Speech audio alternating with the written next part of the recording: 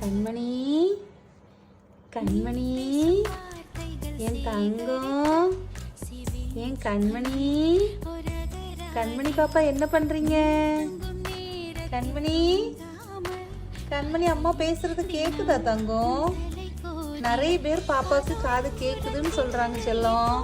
இங்க பாருங்க கண்மணி, கண்மணிமா அம்மா பேசுறது கேக்குதா?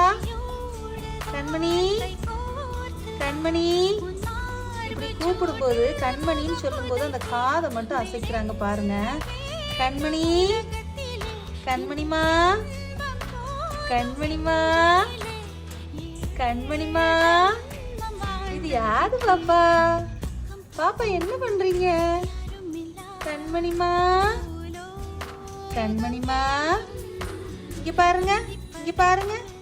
காது கேக்குதா பாப்பா? கண்மணி